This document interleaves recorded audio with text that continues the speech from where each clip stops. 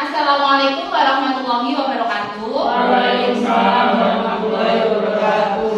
Yang terhormat Bapak Trianto selaku Kepala Sekolah SD Negeri Karangmudi 1 dan Bapak Ibu Guru selaku Guru SD Negeri Karangmudi 1. Pertama-tama marilah kita ucapkan puja dan puji syukur atas kehadirat Allah Subhanahu wa taala yang telah memberikan rahmat dan hidayahnya sehingga kita bisa berkumpul di SD Negeri Karangmudi 1 dengan keadaan sehat walafiat. Tak lupa selawat serta salam kita panjatkan kepada Nabi kita yaitu Nabi Muhammad SAW. Baiklah Bapak Ibu, untuk memulai acara kegiatan hari ini kita buka dengan bacaan basmalah bersama-sama. Bismillahirrahmanirrahim. Untuk acara selanjutnya yaitu sambutan kepada Bapak Kepala Sekolah, Bapak Trianto. Waktu dan tempat kami persilahkan. Assalamualaikum warahmatullahi wabarakatuh. Waalaikumsalam. Yang kami hormati Bapak Ibu Guru SDN Karangmudi 1. Puji dan syukur marilah kita panjatkan kehadirat Allah karena pada pagi hari ini, hari Rabu, kita bisa berkumpul di kelas 6 dalam kegiatan diseminasi penerapan modul 1.4 dengan judul Budaya Positif oleh Bapak Endi Darmiko SPD SD CGP Angkatan 10 dari SD Negeri Karangmudi 1. Bapak Ibu semuanya, budaya positif merupakan materi dari calon guru penggerak yang penting nanti dalam penerapannya yang menunjang di kurikulum Merdeka. Jadi saya harapkan Bapak Ibu semua menyimak penjelasan dari Bapak Edi. Jika ada yang belum paham, silahkan nanti ditanyakan sampai sepaham-pahamnya. Dan kepada Bapak Endi, saya harapkan jangan cuma sampai diseminasi budaya positif saja, tapi tetap harus ada pendampingan terhadap guru-guru setelah proses ini nanti selesai. Itu saja yang bisa saya sampaikan. Terima kasih banyak. Mohon maaf apabila ada kesalahan. Wassalamualaikum warahmatullahi wabarakatuh. Terima kasih Bapak Trianto. Dan acara selanjutnya yaitu pemaparan diseminasi penerapan budaya positif oleh Bapak Endi. Waktu dan tempat kami persilahkan. Ya, bismillahirrahmanirrahim. Assalamualaikum warahmatullahi wabarakatuh. Waalaikumsalam warahmatullahi wabarakatuh. Terima kasih atas waktu yang diberikan kepada saya. Yang terhormat, yang utama adalah Bapak Kepala Sekolah SD Karangmudi 1 dan rekan-rekan Jawa SD Karangmudi 1 dan TK Karangmudi 2. Terima kasih atas waktu yang telah diluangkan. Nah, di sini saya akan memaparkan materi dan diseminasi penerapan modul 1.4 budaya positif. Nah, di sini saya akan memaparkan beberapa materi yang nantinya bisa bermanfaat bagi kita semua. Ya, yang pertama, saya paparkan adalah tujuan dari diseminasi ini untuk memenuhi tugas dalam program pendidikan guru penggerak yang saat ini sedang saya lakukan pada modul 1.4 tentang budaya positif. Kedua, mensosialisasikan budaya positif di sekolah. Nah, jadi nanti semoga saja apa yang saya paparkan di sini nanti bisa bermanfaat bagi sekolah kita dan berkembangan lebih baik lagi. Dan untuk teman-teman nanti bisa contoh kegiatan-kegiatan yang mungkin sudah saya paparkan nanti di kelas masing-masing. Jadi kita bisa mengembangkan budaya positif di lingkungan kelas, kemudian di lingkungan sekolah kita nanti. Nah, di sini ada konsep budaya positif.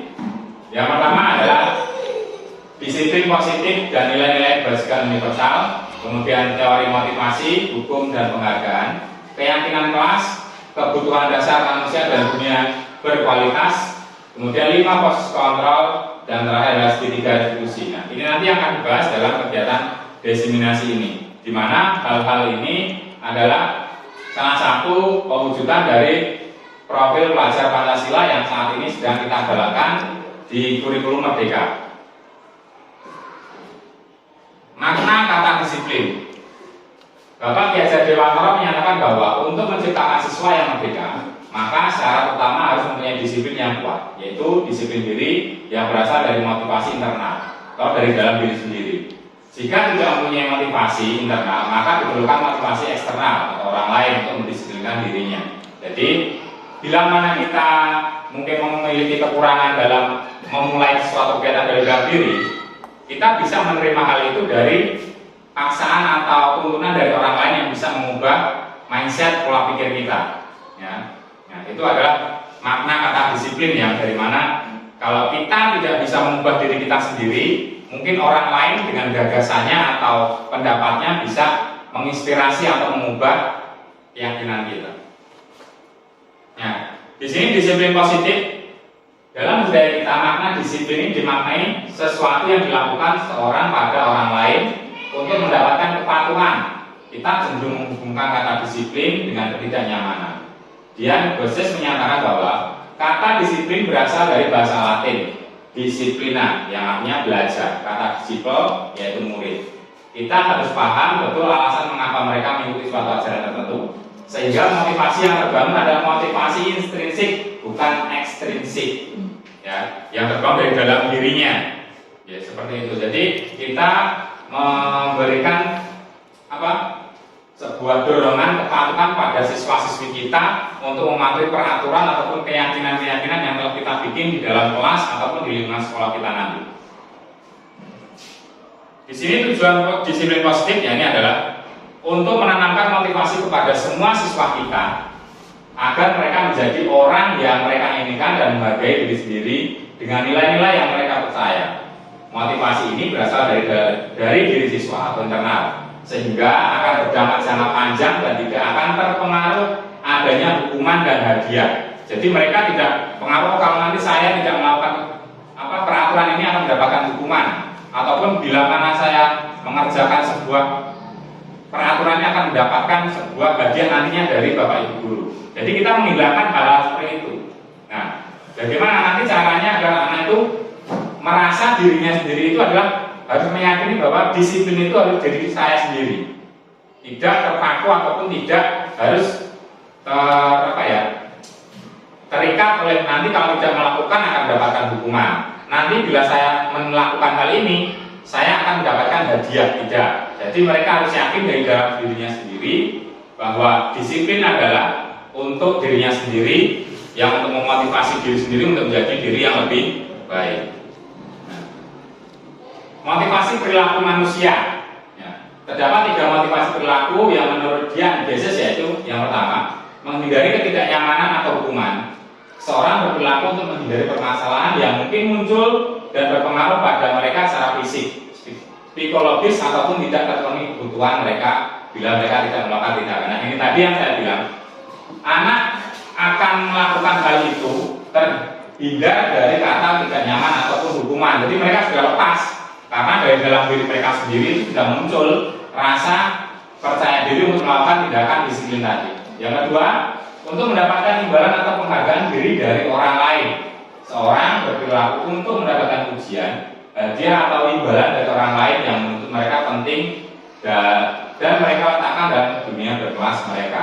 Nah, di sini tidak menuntut anak nanti berpikir bahwa bila mana saya melakukan kegiatan hal itu atau mentaati peraturan yang ada, akan mendapatkan sebuah hadiah dari Bapak Ibu guru. Nah, kita harus menghilangkan hal-hal seperti itu. Kemudian yang ketiga, menjadi orang yang mereka inginkan dan menghargai diri sendiri dengan nilai-nilai yang mereka percaya. Orang melakukan sesuatu karena nilai-nilai yang mereka yakini dan hargai. Motivasinya akan membuat orang mempunyai disiplin positif karena motivasinya bersifat internal. Jadi kita di sini menumbuhkan rasa disiplin dari diri siswa tersebut. Jadi dari dalam dirinya memulai, tidak terpaku oleh peraturan yang ada atau desakan atau tuntutan dari Bapak Ibu guru semua untuk anak harus mematuhi peraturan yang kita buat. Tidak. Jadi anak dibikin mereka mau merasakan disiplin itu dari dalam dirinya. Ya. Identitas gagal atau hukuman. Dan di sini ada beberapa dialog ataupun sebuah narasi ya. Yang dimana yang pertama adalah sesuatu yang menyakiti harus terjadi. Disiplin, konsekuensinya dan restitusinya apa? Yang pertama adalah sesuatu harus terjadi, tapi restitusinya merupakan pilihan.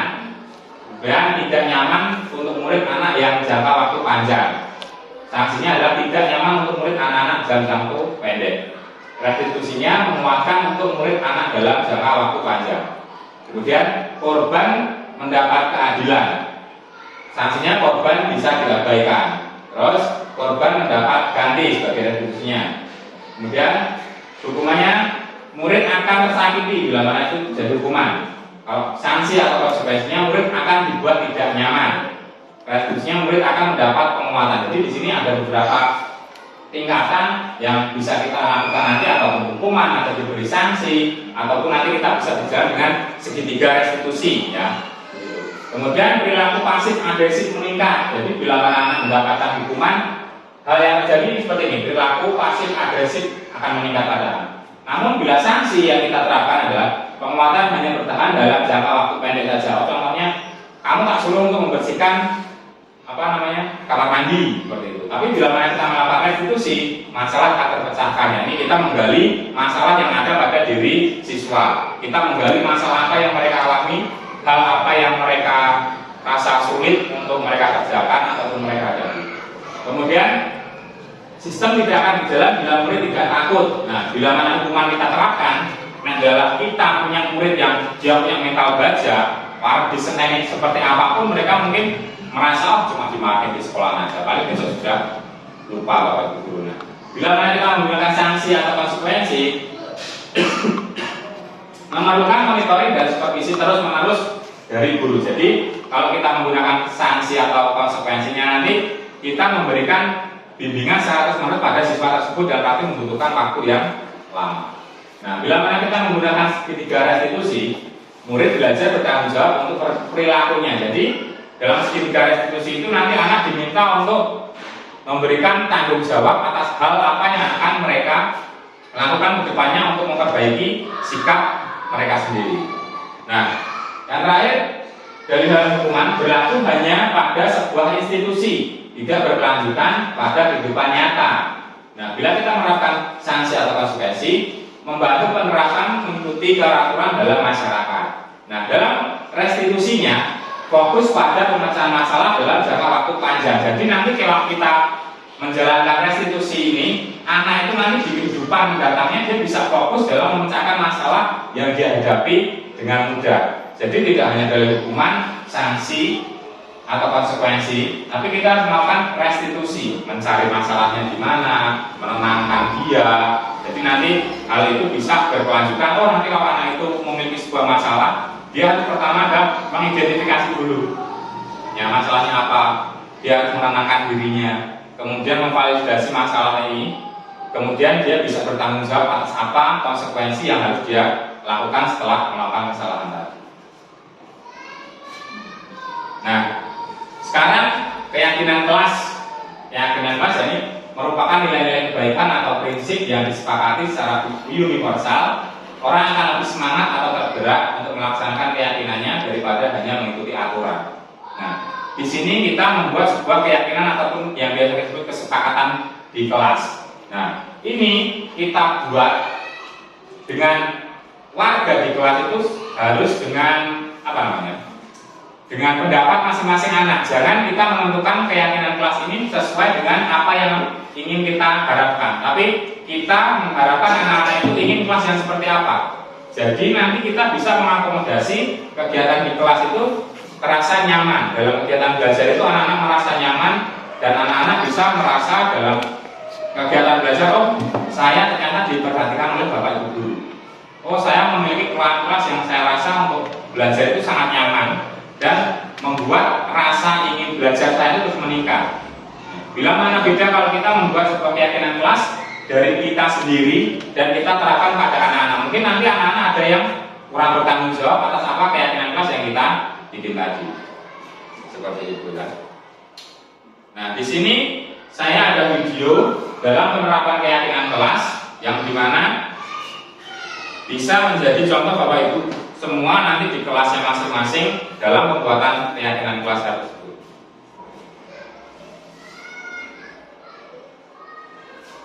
Mari kita saksikan video keyakinan kelas ini.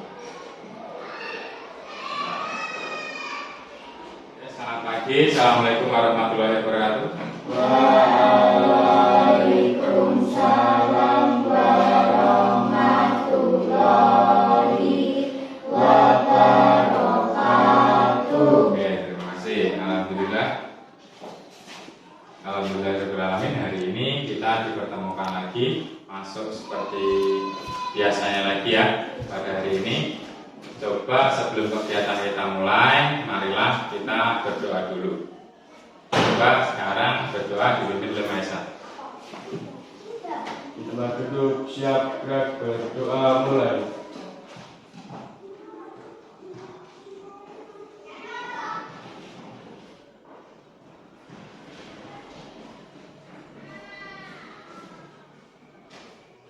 Berdoa selesai.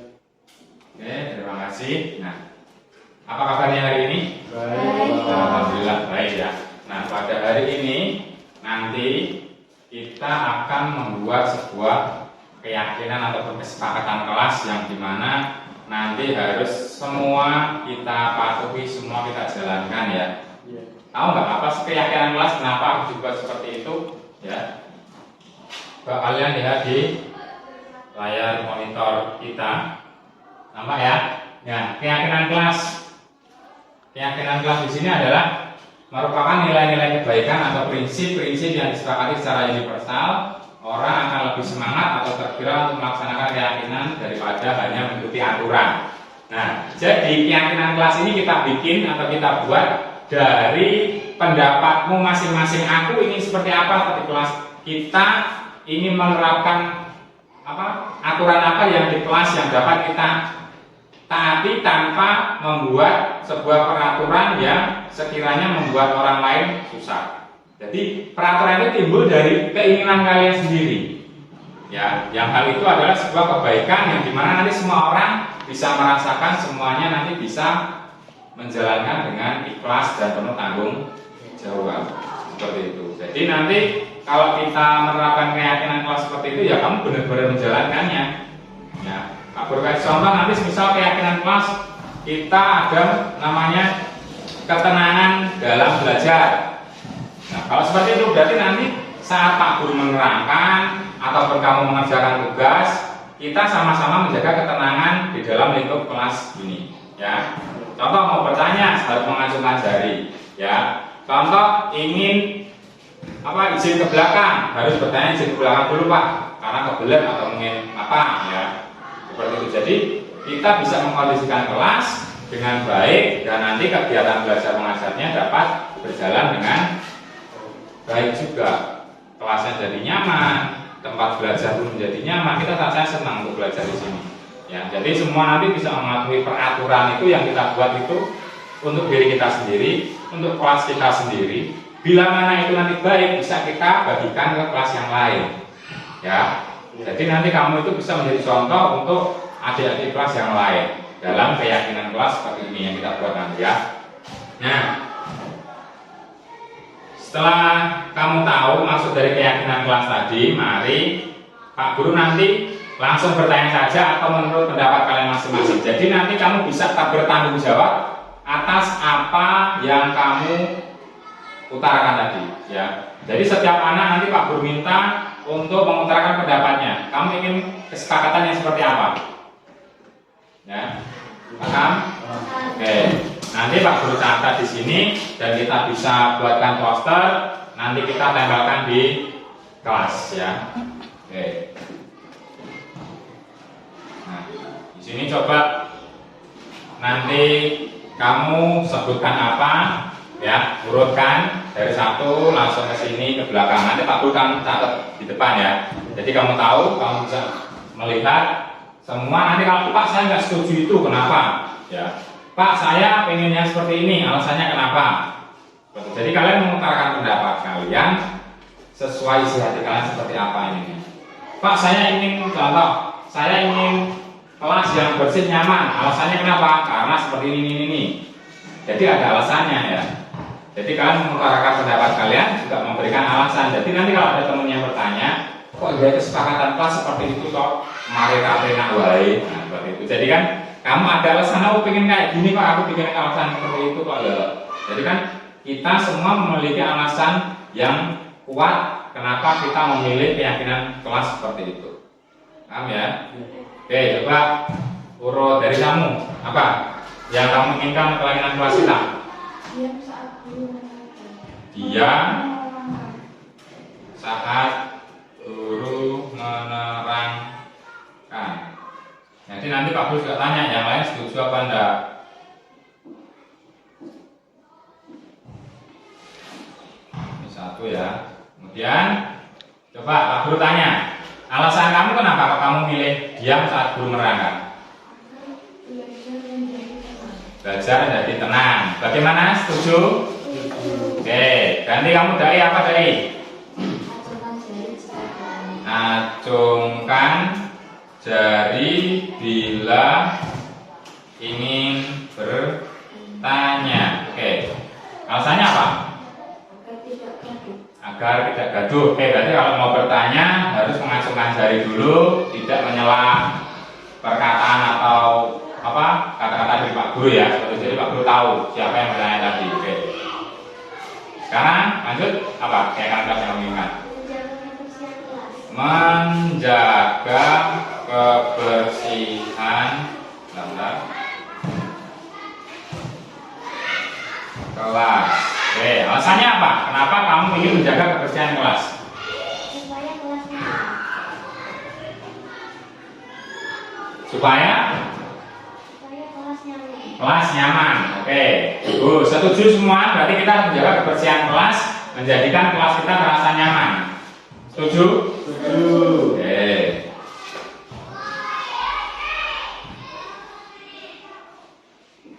Selanjutnya, coba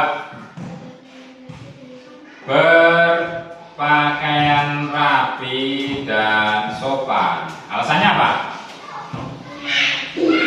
Agar nampak seraksi, bagus. Jadi begini, setuju nggak semuanya kalau pakai seragam? Seperti mungkin kalau kita olahraga ataupun nanti setelah olahraga harus pakai seragam lagi. Setuju nggak? Setuju ya. Nah, bagus. Jadi kalau setuju, semisal nanti jadwal kamu olahraga, kemudian setelah itu melanjutkan pelajaran berikutnya, bisa kamu memakai kaos olahraga, ataupun kesepakatannya nanti berganti dengan seragam hari itu, ya. Jadi ada kesepakatan nanti bisa seragam, bukannya malah Pak, aku pakai kaos saja, atau yang lain Pak, saya mau ganti baju karena baunya nggak enak. Jadi nanti diseragamkan. Semisal pas kegiatan olahraganya kamu nanti kegiatannya tidak mengeluarkan keringat terlalu banyak, bisa hilang dengan cepat, ya pakai kaos saja. Nah, tapi kalau wah Pak tadi olahraganya dari Pak Selamat harus lari, harus melakukan gerakan roll ataupun gerakan-gerakan yang membuat kita menjadi mengeluarkan keringat banyak, ya ganti aja, karena nanti terasa di badan itu juga tidak bau, ya kan? Nah, oke, setuju ya semuanya ya?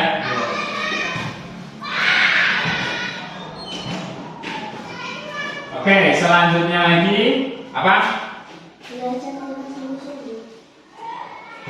Belajar dengan sungguh-sungguh.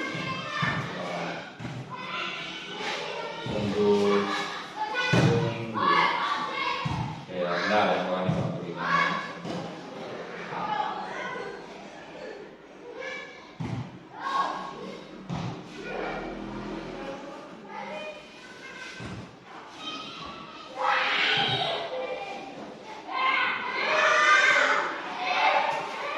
Alasannya kenapa? Karena belajar dengan sungguh-sungguh.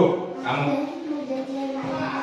agar menjadi anak yang pandai. Oke, itu karena sebuah tujuan kita namanya belajar, yang pengennya jadi pandai, ya kan? Semua pengen jadi anak yang pandai karena di tempat ini kita gunakan untuk belajar. Oke, lanjutkan. Apa kamu? Berdoa sebelum belajar. Dikomplit ya, berdoa sebelum dan sesudah belajar. Seperti ini ya. Agar kita berkecil dulu. Agar semuanya nampak.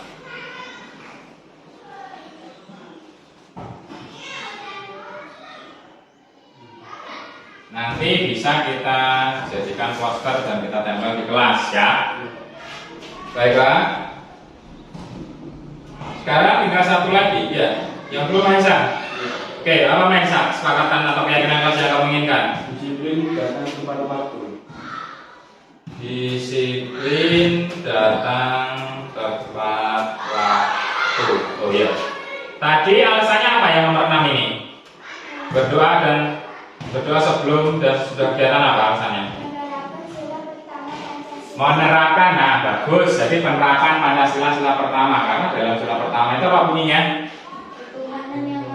Ketuhanan yang Maha Esa, di mana setiap kegiatan kita harus ingat dengan Allah agar semua kegiatan yang kita lakukan itu berkah. Jadi kita semua dalam setiap kegiatan dalam perlindungan dan mendapatkan keberkahan di akhirnya. Kemudian dari yang nomor 7 dari Maisa tadi, disiplin datang tepat waktu. Alasannya apa Maisa? Karena saya ingin menjadi pribadi yang disiplin. Oh, pribadi yang disiplin, bagus. Semua pun harus menjadi pribadi yang disiplin.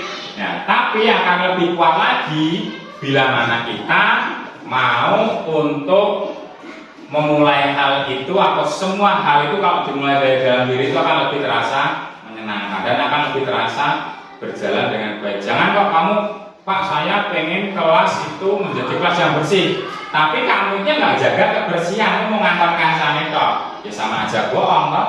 Kalau nggak mulai dari diri sendiri, ya kan? Oleh karena itu Pak Guru membuat keyakinan kelas ini dengan pendapatmu masing-masing agar kamu nanti bisa menerapkan dan bertanggung jawab atas apa yang kamu buat ini tadi, ya kan? Nah, di sini sudah kita bikin sebuah kesepakatan kelas yang berjumlah ada 7, yang di sini harus kita sepakati dan kita kerjakan karena sudah menjadi sebuah kesepakatan ataupun keyakinan kelas kita. Nah, nanti kita ubah ke dalam bentuknya besar.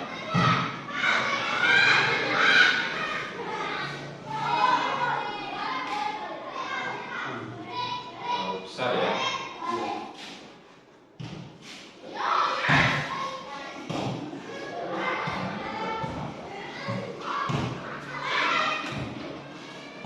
Nanti bisa kita desain lagi agar tampilan dari poster ini lebih menyenangkan. Nah, ini ya, nanti bisa kita tambahin hal-hal atau gambar-gambar yang imajinasi dan kita tempelkan di dinding. Oke, yang dari yang pertama kita ulangi lagi, yang sangat guru menerangkan.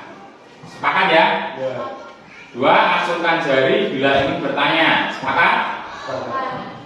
Yang seru, biar kita semua kompak di kelas ini ya. Ya. Oke. 3, menjaga kebersihan kelas. 7. 7. 4, berpakaian rapi dan sopan. 7. 5, belajar dengan sungguh-sungguh. 7. 7. 6, berdoa sebelum dan sesudah belajar. 7. Ketujuh, disiplin datang tepat waktu. 7. Oke, berarti ini semua kalianlah yang membuat kesepakatan atau keyakinan kelas ini, dan harus benar-benar kita bertanggung jawab atas apa yang kita buat hari ini. Nah, kedepannya nanti kita gunakan hal ini untuk membuat pribadi kita lebih baik, menjaga ketenangan kelas, bisa menerapkan seluruh keyakinan kelas ini, dan semoga nanti kalau kita berjalan dengan baik, kita bisa keluarkan ke kelas yang lain. Ya, karena kok di kelas 6 ada keyakinan kelas mungkin, nanti di kelas yang lain mungkin ikut-ikutan. Nah, ini salah satu nanti kita bisa namanya saling berbagi budaya positif. Ya, budaya positif itu budaya yang bagus-bagus yang harus kita tebarkan, harus kita ajarkan kepada kelas yang lain. Itu nggak apa-apa, ya kan? Karena keyakinan kelas seperti ini bagus kita terapkan di setiap kelas. Apalagi kalau nanti ada warga kelas atau murid kelas itu yang banyak. Karena harus benar-benar mengkondisikan kelas itu yang tenang, kelas yang serasa nyaman untuk belajar seperti itu. Jadi kamu itu nanti tahu ya, rasanya seperti apa nih pas ngadepi wong akeh. Contoh kamu jadi seorang yang berpidato di kelas atau di depan. Kancamu rame ya tapi ini ngarepan ngomong dewi, dari kalau diajeni rasanya, ya kan? Nah itu kan rasanya nanti nggak enak sendiri juga kan. Maka dari itu sebelum semuanya itu terlampaui ataupun kamu nanti bisa menjalankan hal ini semua, Pak Guru tadi minta pendapat dari kalian untuk membuat kesepakatan di sini. Oke, semua sepakat dan setuju? Setuju ya. Nah, oke, berarti untuk keyakinan kelas ini Pak Guru nanti cetak dan akan tempelkan di dinding. Kalian semua bisa membacanya mungkin saat pagi hari ataupun nanti saat keyakinan kelas ini ditempelkan sudah mulai berjalan. Nah, selanjutnya kalau nanti ada yang mungkin melanggar keyakinan kelas ini, kita bikin konsekuensinya apa? Kita bikin konsekuensi itu adalah sanksi atau hukuman. Bagaimana? Apa yang akan didapat bagi pelanggar keyakinan kelas ini? Mungkin ada nomor satu, dia saat guru merangkak malah kami. Kedua, acungkan jari bila yang bertanya malah gak ngacung, ya kan? Ketiga, menjawab kebersihan kelas, bila pas yang kelas malah maem sampai dibuka ini sore. Keempat, berpakaian rapi dan sopan, dilakui pakaiannya nggak seragam, dilakui kok seragamnya hari ini dicuci pak. Punya saya kemarin kotor, gitu ya. Terus yang kelima, belajar dengan sungguh-sungguh, berarti ini mungkin salah satu contohnya adalah nih kelas ini kalau mas ya ukuran lama nggak sinau PT kayak lawan kayak loh. Nah, tenang berdua sebelum dan sudah belajar. Seperti ini biasanya mah lali kadang. Mau pulang aku pengen semadang pulang apa? Murah-murah, nggak guru nggak ada. Kamu selesai mengajar juga langsung mulai. Orang yang ngerti, nggak berdoa dulu ya. Kemudian yang tujuh disiplin dalam rentang waktu. Mungkin ada biasanya telat. Biasanya setelah jam pelajaran dimulai baru datang. Nah, sanksi ataupun yang kamu inginkan apa? Jadi kamu sendiri yang memberikan sanksi. Monggo saling berpendapat. Nanti kita sepakati bersama-sama apa yang kamu inginkan bagi yang melanggar keyakinan kelas yang sudah kita beri. Apa? Hukumannya apa gitu yang secara mudah kamu terapkan mungkin. Nah, Pak saya ingin kalau yang melanggar itu langsung nanti pulang buang sampah. Pak nanti yang melanggar itu membersihkan WC. Pak nanti yang melanggar memutari lapangan. Monggo silakan kamu sendiri yang membuat apa sanksinya Pak. Ini Pak Guru tinggal dulu.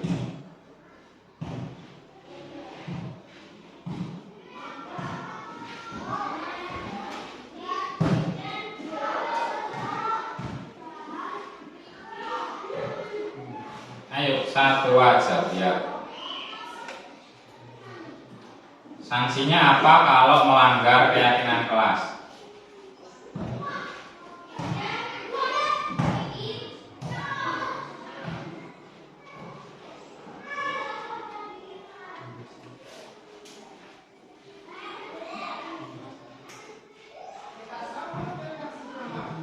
Apa?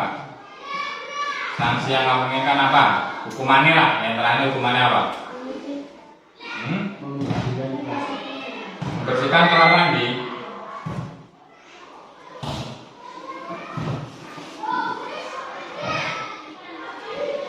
Kita di sini hukuman aja ya. Hukuman bagi yang melanggar.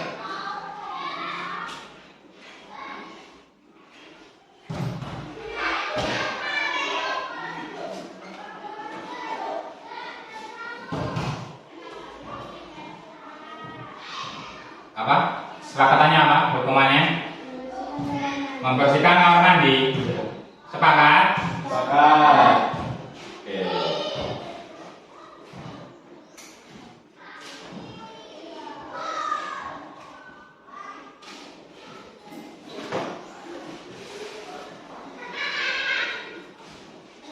Membersihkan kamar mandi.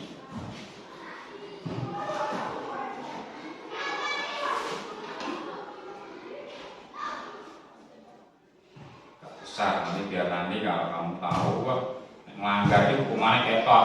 Jadi waktu yang melanggar nanti tahu hukumannya seperti ini. Jadi aku gak pengen melanggar, aku maunya mentaati peraturan, menjalankan keyakinan kelas dengan penuh tanggung jawab. Oke, kita ganti dulu warnanya.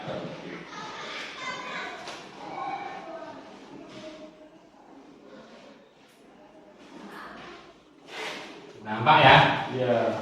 Jelas ya?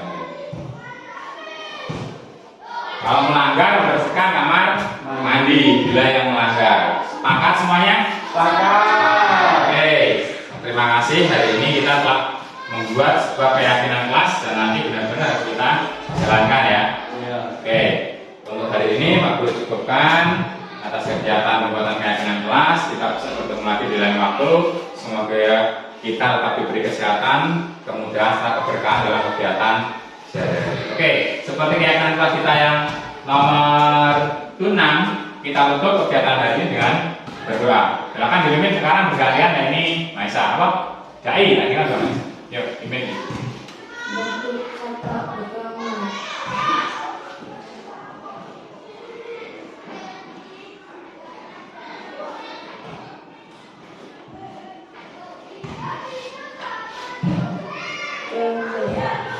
Terima kasih atas waktunya.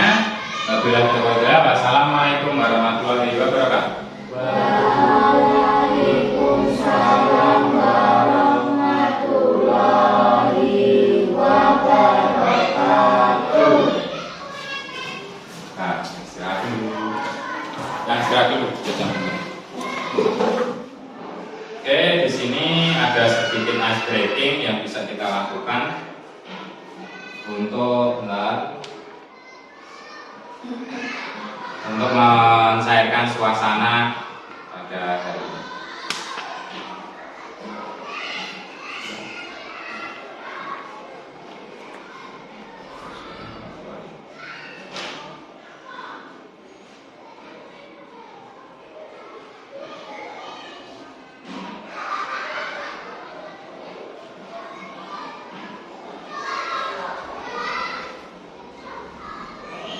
Oke, nanti coba langsung kita ikuti hasil gerakannya, nanti suaranya saya tambahkan dulu ya. Oke Bapak Ibu, semoga ini nanti bisa membuat sebuah kesegaran dalam melakukan hal ini. Monggo ikuti, cukup di tempat duduk masing-masing ya. Kita ikuti kegiatan ice breaking ini coba. Ya, siap, 1, 2.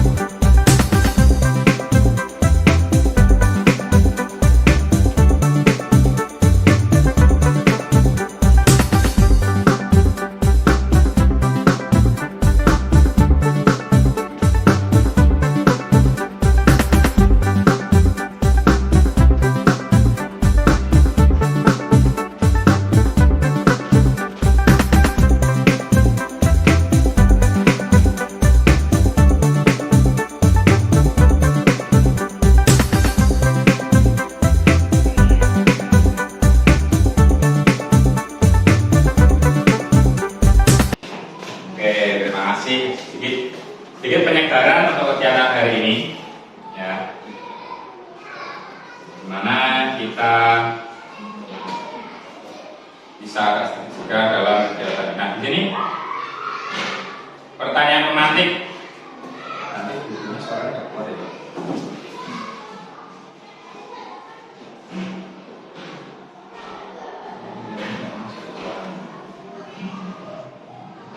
Oke, pertanyaan pemantik. Ibu Ambar, guru kelas wali kelas 3 di SD Negeri Harapan Pelita. Jangan bingung menghadapi ulang salah satu murid di kelasnya yang bernama Doni. Beberapa anak di kelas 3 telah datang padanya dan menurut Doni yang seringkali minta vokal makan siang mereka dengan paksa. Jika Anda menghadapi situasi seperti Ibu Ambar, apa yang akan Anda lakukan? Menurut Anda kira-kira apa alasan Doni melakukan hal itu? Lalu bagaimana peran kita sebagai guru? Nah, di sini 5 kebutuhan dasar manusia menurut Dr. William Glasser. Jadi pertama, dalam lingkaran pertama adalah bertahan hidup. Yang keduanya adalah penguasaan, kasih sayang dan rasa terima kasih, kebebasan, kesenangan. Nah, survival, kebutuhan bertahan hidup adalah kebutuhan yang bersifat fisiologis untuk bertahan hidup, misalnya kesehatan, rumah, dan makan. Kebutuhan biologis sebagai bagian dari proses reproduksi termasuk kebutuhan untuk tetap bertahan hidup. Kemudian kasih sayang dan rasa terima kasih meliputi kebutuhan akan hubungan dan koneksi sosial, kebutuhan untuk memberi dan menerima kasih sayang, dan kebutuhan untuk merasa menjadi bagian dari suatu kelompok. Kebutuhan ini juga meliputi keinginan untuk tetap terhubung dengan orang lain seperti teman, keluarga, pasangan hidup, teman kerja, binatang peliharaan, dan kelompok di mana kita bergabung. Kemudian power atau penguasaan.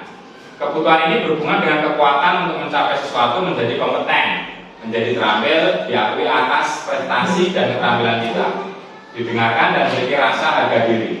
Kebutuhan ini meliputi keinginan untuk dianggap berharga, bisa membuat perbedaan, bisa membuat pencapaian kompeten diakui, dihormati. Ini meliputi self esteem dan keinginan untuk meninggalkan pengaruh. Lanjut tentang kebebasan. Kebutuhan untuk bebas adalah kebutuhan akan kemandirian, otonomi, memiliki pilihan dan mampu mengendalikan arah hidup seseorang. Anak-anak dengan kebutuhan kebebasan yang tinggi menginginkan pilihan. Mereka perlu banyak bergerak, suka mencoba-coba dan tidak terlalu berpengaruh orang lain, dan mencoba hal baru dan menarik. Kemudian kesenangan merupakan kebutuhan untuk mencari kesenangan bermain dan tertawa. Siswa dengan kebutuhan kesenangan yang tinggi biasanya akan menikmati apa yang dilakukan. Konsentrasi melakukan hal yang disenangi, suka permainan, suka mengoleksi barang, dan suka melucu atau bergurau. Nah, 5 konsep kebutuhan dasar manusia tidak hanya berlaku bagi anak-anak atau murid, namun juga bagi manusia dewasa dalam setting sekolah adalah para tenaga pendidik dan kependidikan. Coba Bapak Ibu lihat, setelah kita dapatkan Bapak Ibu memprediksi kira-kira guru mana yang memiliki kebutuhan dasar yang tinggi akan penguasaan, kebebasan, kesenangan atau kasih sayang dan rasa terima kasih. Ya. Nah, di sini 5 proses kontrol menurut Jen Dos. Terdapat 5 proses kontrol seorang guru terhadap siswanya, di mana kita bisa sebagai penghukum, membuat orang merasa bersalah, teman, monitor, pemantau, ataupun sebagai manajer. Nah, di sini ada dampak-dampak yang terjadi bila mana kita menerapkan 5 proses kontrol tersebut. Ya, di sini yang pertama adalah penghukum, pembuat rasa bersalah, teman, pemantau, manajer. Dan di bawahnya adalah yang terjadi pada anak. Yang di sini adalah guru yang berbuat, guru berkata, dan hasilnya. Yang pertama penghukum. Bila mana guru berbuat menghakimi, menunjukkan, menyakiti atau menyindir, nah nanti guru berkata, kalau kamu tidak melakukannya, awas ya, rasakan. Nah, hasilnya apa? Murid akan memberontak, menyalahkan orang lain, dan mungkin bisa berbohong. Kemudian membuat rasa bersalah. Guru berceramah mengatakan seharusnya ibu kecewa atau merasa kekecewaan. Nah, guru berkata apa? Kamu sudah tahu ibu lelah sekali mengatakan ibu stres. Nah, hasilnya apa? Menyembunyikan atau menyangkal dengan berbohong. Nah, kemudian identitas berhasil sukses kontrol dari luar, mengharapkan imbalan atau ketergantungan orang lain. Yang ketiga adalah kita sebagai teman. Bila mana guru membuat alasan untuk muridnya, maka guru berkata, ayolah lakukan demi ibu. Masa kamu tidak mau? Ingat, ibu tidak pernah bantu. Nah, hasilnya apa? Akan ketergantungan yang terjadi. Nanti murid atau siswa akan menganggap apapun bila mana ada masalah pasti harusnya ke guru terus. Ya, harus bapak ibu guru terus yang menangani. Kemudian bila mana kita di posisi pemantau, ya ini adalah perbuatan kita menghitung dan mengukur. Kemudian yang kita katakan apa peraturannya, dan hasilnya adalah menyesuaikan diri bila diawasi. Nah, sisanya kalau anak tidak diawasi mungkin dia akan keluar dari peraturan atau tidak mentaati peraturan tersebut. Kemudian yang terakhir, menghargai diri sendiri. Kita sebagai manajerial, yang kita lakukan adalah mengajukan pertanyaan-pertanyaan. Nah, yang kita katakan apa yang kita yakin, apa yang bisa kita kerjakan untuk memperbaiki masalah ini. Nah, hasilnya adalah menguatkan pribadi. Nanti anak itu diminta untuk bila mana biasanya kalau di tingkat SMP itu adalah kita melakukan bimbingan. Ya, bimbingan tersebut nanti bisa menguatkan diri siswa tersebut untuk kedepannya lebih baik lagi untuk menghadapi sebuah masalah. Nah, berikut marilah kita saksikan video dialog narasi tentang kegiatan 5 pos kontrol tadi yang sudah saya sebutkan. Naren! Sini kamu! Selamat pagi, Bu. Selalu terlambat. Kamu deh, pasti terlambat. Maaf, Bu. Saya... Apa? Apa coba? Alasan kamu apa lagi? Kapan sih kamu tidak terlambat? Malas sekali ya kamu jadi anak. Saya... Dasar pemalas. Gak kapok-kapok sih kamu. Sudah berapa kali terlambat? Sana, kamu keliling lapangan basket 2 kali. Kenapa saya harus keliling lapangan basket, Bu? Kenapa?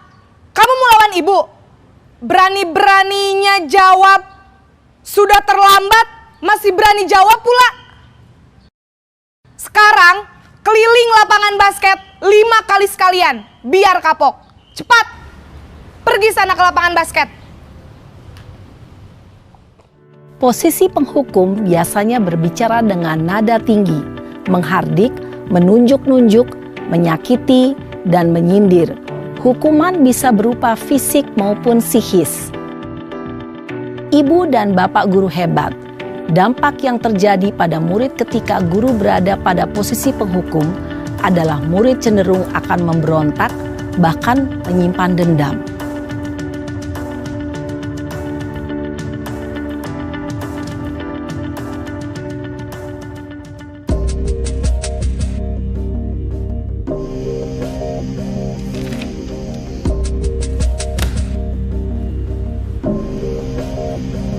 Naren!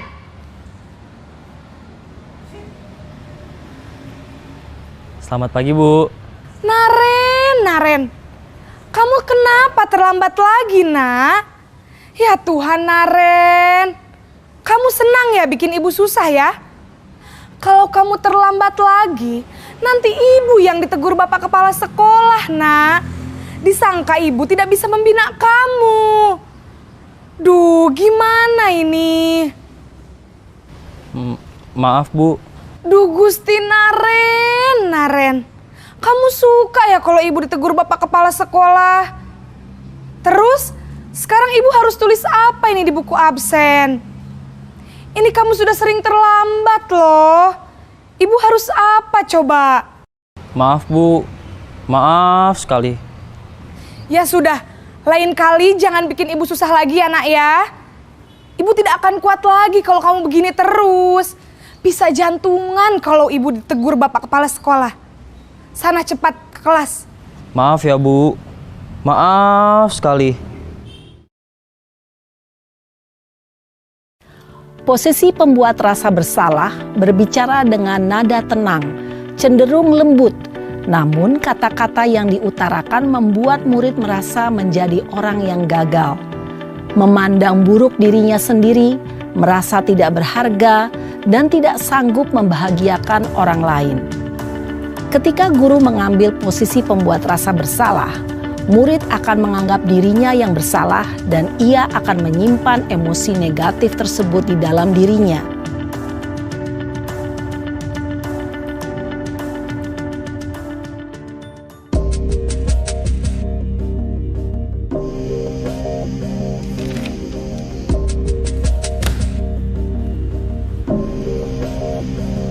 Naren!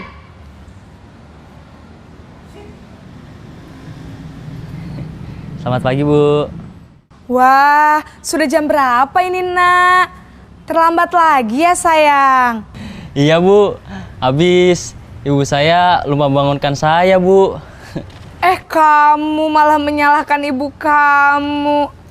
Kamu bukannya anak yang larinya paling kenceng. Kok terlambat sih? Iya Bu, saya memang terlambat bangun tadi.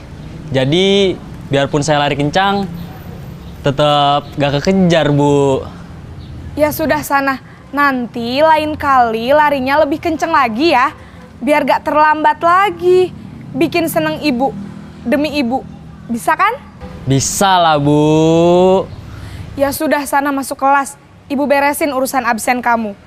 Kamu ini ada-ada saja. Dalam posisi teman, guru berbicara dengan nada suara ramah, akrab, cenderung bersenda gurau untuk menjaga suasana tetap santai. Murid akan merasa senang, aman, dan akrab dengan guru.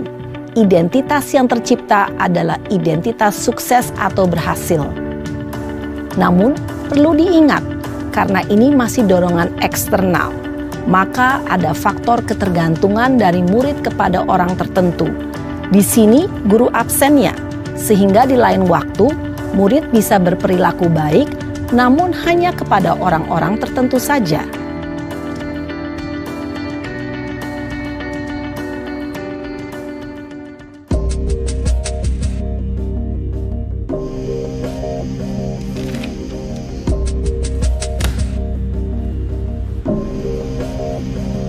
Naren!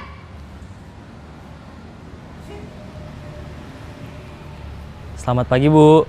Naren, apa peraturan sekolah kita tentang jam berapa kita harus masuk sekolah, nak? Kita harus di sekolah jam 7 Bu. Iya betul, sekarang sudah jam 7.20. Naren sudah tahu konsekuensinya jika terlambat hadir.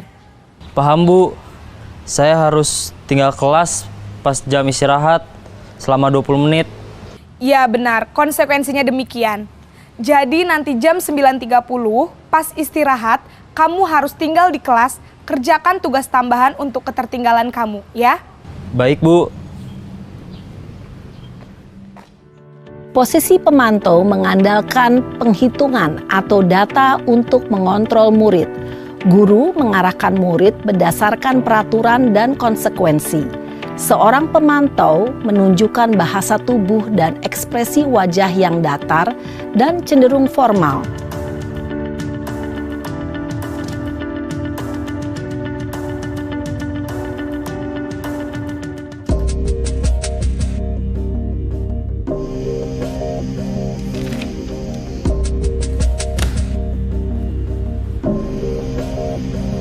Naren!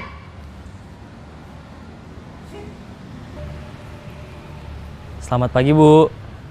Selamat pagi, Naren. Maaf Bu, saya terlambat. Iya, sekolah masuknya jam 7, sekarang sudah jam 7.20. Jadi sekarang bagaimana ini, Naren? Maaf Bu, saya lupa setel alarm saya semalam. Baiklah, menurut kamu, keyakinan sekolah yang mana yang perlu kamu tingkatkan? Menghargai diri sendiri dan orang lain mungkin ya Bu. Setuju. Jadi, apakah Naren meyakini prinsip saling menghormati tersebut? Iya Bu, saya meyakininya. Apakah Naren bersedia memperbaiki masalah keterlambatan ini? Bersedia Bu. Bagaimana kamu akan perbaiki masalah keterlambatan ini? Saya akan coba untuk tidak lupa menyetel alarm saya Bu.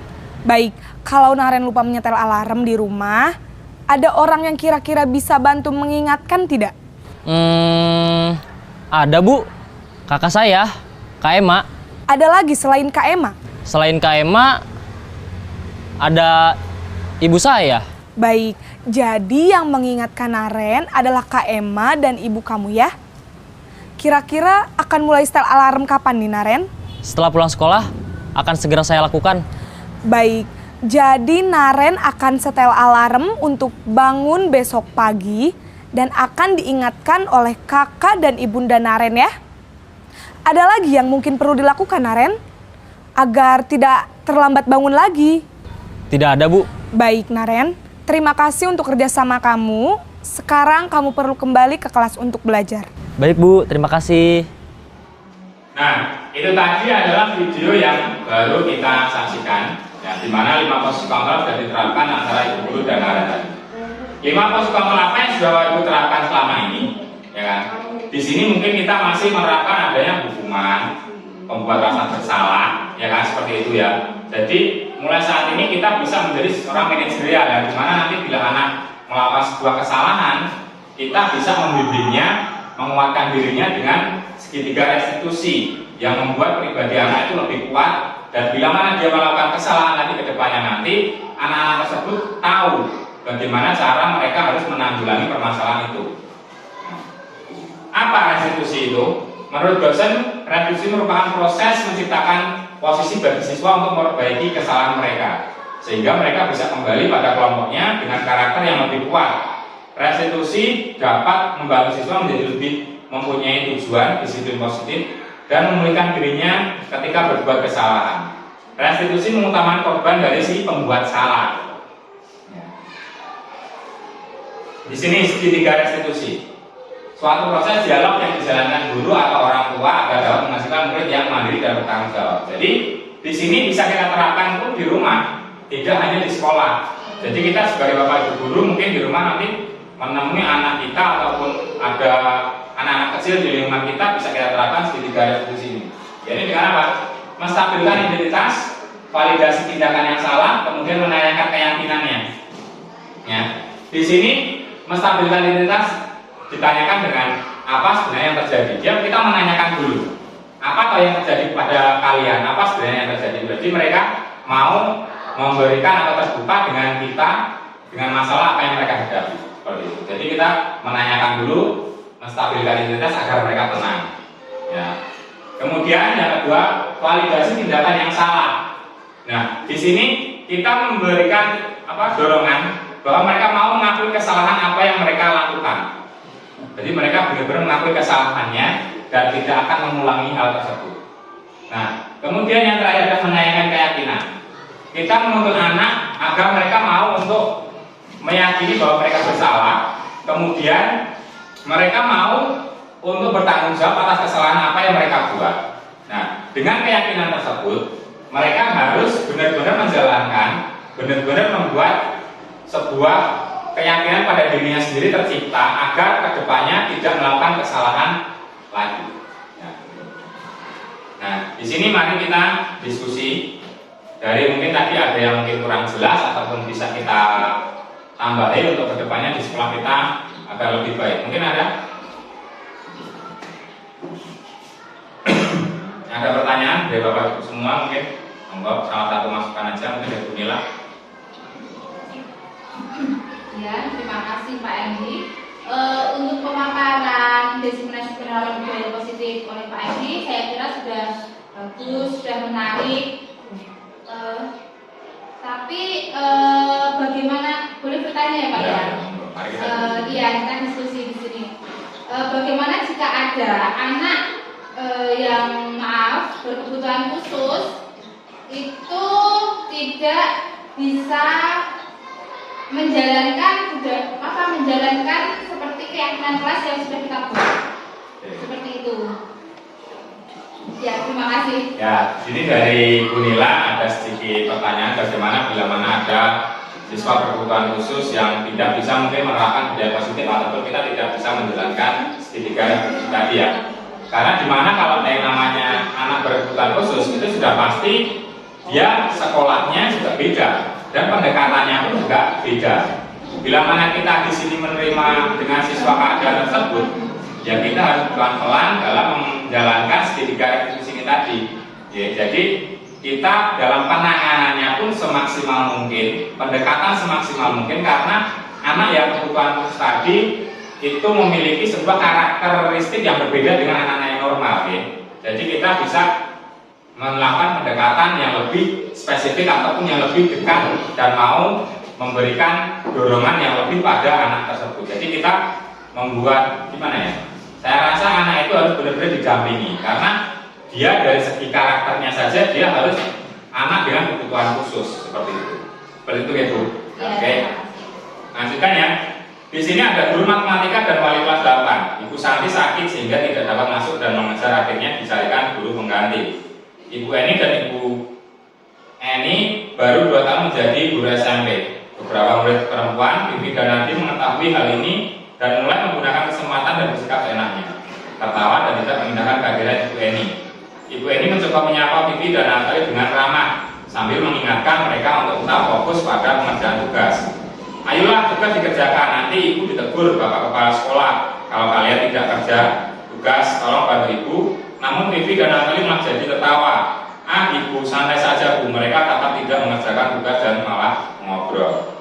Nah, di sini nanti kita akan membahas sebuah kegiatan restitusi ya. Nah, di sini pertanyaan-pertanyaan tadi dari bacaan tadi adalah dalam kasus di atas langkah restitusi apa yang harus dijalankan oleh Ibu Santi. Kemudian jika ada dalam kelas di atas posisi apa yang telah diambil oleh Bu Eni dalam menangani Vivi dan Natali, jelaskan dan jawaban Anda. Nah, ini nanti kita bisa diskusikan bagaimana tadi yang mereka lakukan seharusnya ya, dengan segitiga restitusi tadi ya. Jadi dari kasus-kasus yang saya paparkan tadi adalah guru harus bisa sebagai manajerial, harus bisa mengontrol para kelakuan dari anak didiknya tadi. Nah, bila mana mereka melakukan sebuah kesalahan, kita bisa menerapkan segitiga restitusi tadi yang ada, ya, menstabilkan identitas, kemudian memberikan sebuah pertanyaan tadi tentang kesalahannya, kemudian kita memberikan keyakinan agar anak tadi tidak melakukan pengulangan kesalahan di kemudian hari. Semoga nanti hal itu bisa kita terapkan di sekolah kita. Dalam penerapan program disiplin positif, hendaknya guru memiliki standar kepribadian profesional dan sosial yang baik, di mana guru mampu merefleksi dirinya dalam proses kontrol saat ini. Bagaimana perjalanan dirinya sebagai armong atau manajer yang menuntun murid-muridnya menjadi insan yang mandiri, merdeka, bertanggung jawab dan punya integritas. Di sini tadi beberapa hal yang sudah saya sampaikan. Kedepannya nanti semoga hal ini bisa bermanfaat dan bisa kita terapkan di SD Negeri Karamati 1 ini bisa berkembang lebih baiknya lagi ya. Nanti bila mana ada mungkin pertanyaan yang bisa kita kerjakan secara diskusi lagi, bisa kita agendakan untuk kegiatan selanjutnya ya. Nah, di sini saya ucapkan banyak terima kasih atas kerawat Bapak Ibu semua dalam kegiatan diseminasi budaya positif. Semoga kedepannya lebih bermanfaat. Terima kasih. Assalamualaikum warahmatullahi wabarakatuh.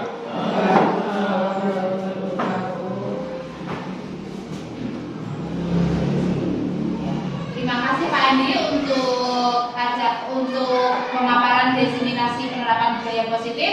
Semoga bisa kita terapkan di sekolah kita bisa kita terapkan di kelas kita masing-masing, sehingga pendidikan di sekolah kita semakin maju, semakin berkembang dan semakin baik tentunya. Dan untuk mengakhiri kegiatan hari ini, kita ucapkan alhamdulillah bersama-sama. Alhamdulillah.